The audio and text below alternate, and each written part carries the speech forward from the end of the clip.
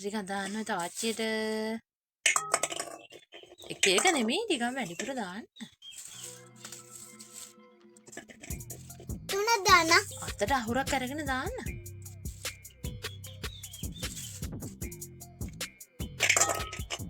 තව දාන්න. ඔක්කොම ටික වැඩිපුර ටිකක් දාන්න.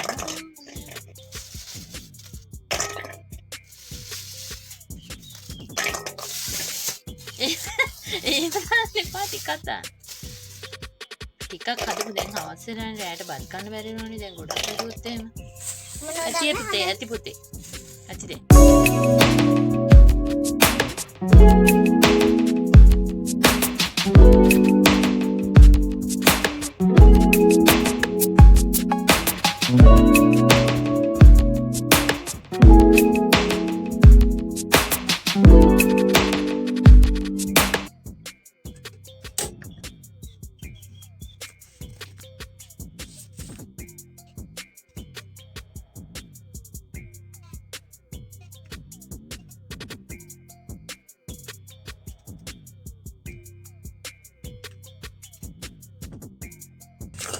කොස්සට ටික බැදෙනකොට අතිඤ්ඤ පත්තු කරනවා.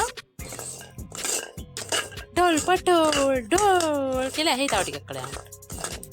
බය වෙන්න එපා පුතේ.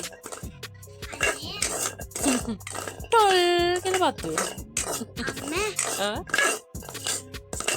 ඒ තාත්තා ඒ කොළ කනවා කියන්නේ ඒ බොරුද? දැන් කොස්සට ටික සාමාන්‍ය තරමට බැදීගෙන ඇවිල්ලා තියෙන්නේ. ලිප ළඟ ඉන්න බයයි. කොස්සට පුපුරනෝ ටෝල් ටෝල් ගාලා බැදෙනකොට බොහොම පරිස්සමට තමයි වැඩේ කරන්න ඕනේ. චුට්ටක් කාලා බලන්නකෝ.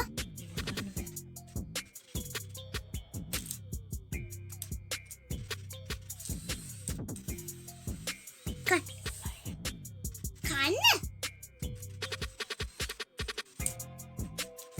ඒක තෙඹුල් රසයිනේ.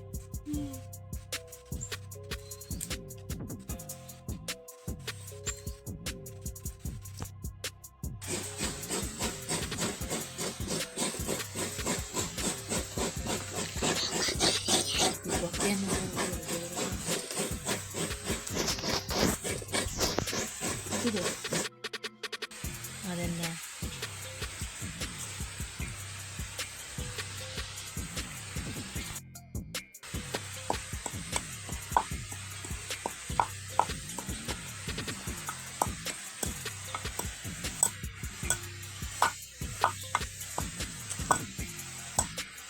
පුතේ කම්බිලි සර්ටිෆිකේට් ඉදෙයි කියලාද මම හිමීට මේ කොටන්නේ කොටන්නානේ කන ඇතුව කම්බිලි සර්ටිෆිකේට් ඉදෙයි කියලාද මම හිමීට කොටන්නේ. ඔව්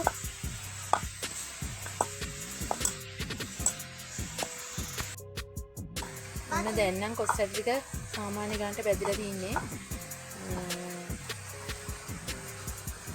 දත්මා දින්න තරමට අඟුරු වෙන්නේ නැතුව දැන් අපි ලිප ඔෆ් කරගන්නවා. දැන් කොස්සට් ටිකේ පොත ටික අයින් කරගන්න ඕනේ. සාමාන්‍යයෙන් පිච්චෙනවා.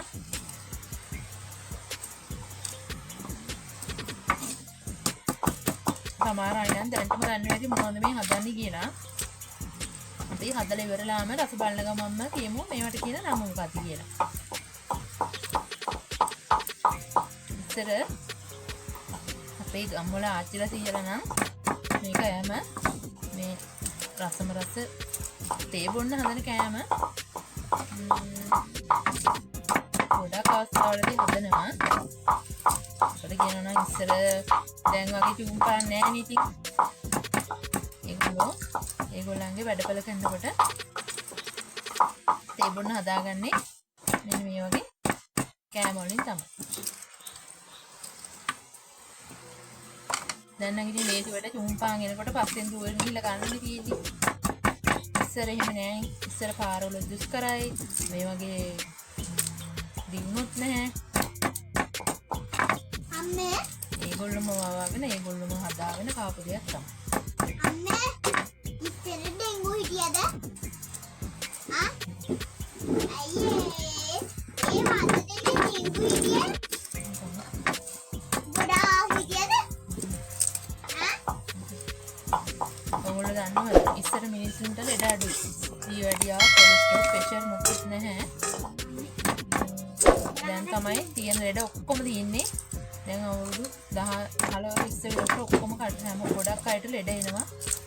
මොකද මේ අපි කන කෑම නිසා. කන්නෙම කඩෙන් හා කිලෝ එකක් ගෙනාවා ඒකෙත් වස්ස තමයි තියෙන්නේ. මේ වගේ ස්වභාවික කෑම જાති දැන් අනාගත පරපුරට කන්න තියෙන බොහොම අඩුයි. අම්මේ මට චුට්ටක් දෙන්නකෝ. පිච්චෙන උත් බලන්න මේ වගේ කෑමක් හදනකොට ගෙදර කට්ටිය එකතු වෙලා කොච්චර සමගින්ද මේවා හදන්නේ කියලා. මතකයන් ගොඩක් එකතු වෙනවා නේද මේ කෑම හදනකොට ඕගොල්ලන්ට. මේ එකක් ඉතින් මහන්සි වෙන්න ඕනි තමයි. කතාවටත් කියනවනේ අත හෙලෙව්වොත් තමයි කටවලවන්න පුළුවන් වෙන්නේ කියලා.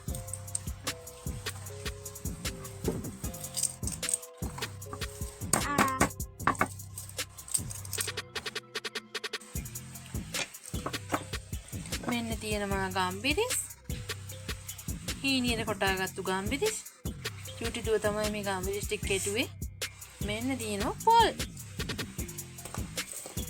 අම්මේ කොටනවද? ඔව් අපි දැන් කොස්සට ටික වංගෙඩියට දාගෙන කොටා ගන්න ඕනි.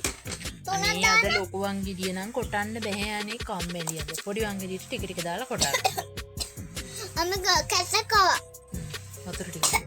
ඕන්න.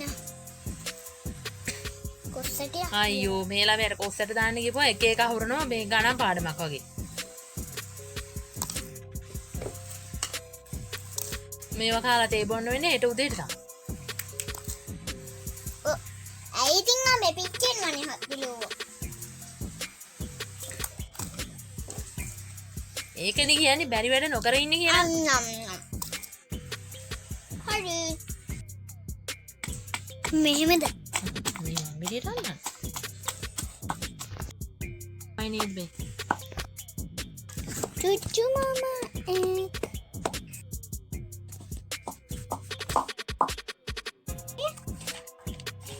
දැන් අපි මේකට ගම්බිරිස් කුඩු, පොල්, ලුණු අවශ්‍ය ප්‍රමාණයට සීනි එකතු කරගෙන තියෙන්නේ. සීනි සාමාන්‍ය ප්‍රමාණයෙන් එකතු කරගන්න ඕනේ. නැත්නම් අර මේ වෙන හරිම රස එන්නේ නැහැ.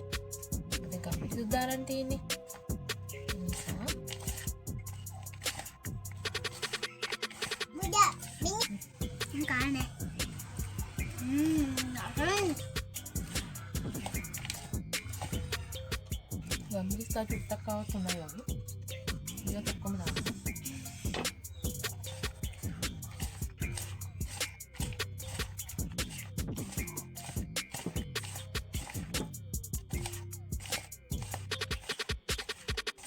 වතුරේ මොකද දාන්න ඕනේ මේකෙන් දැන්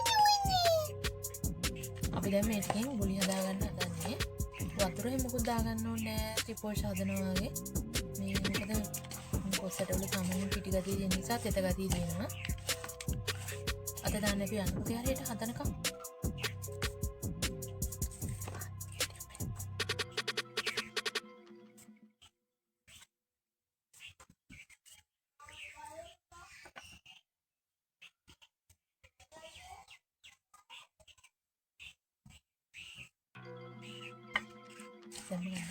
මේක මටද?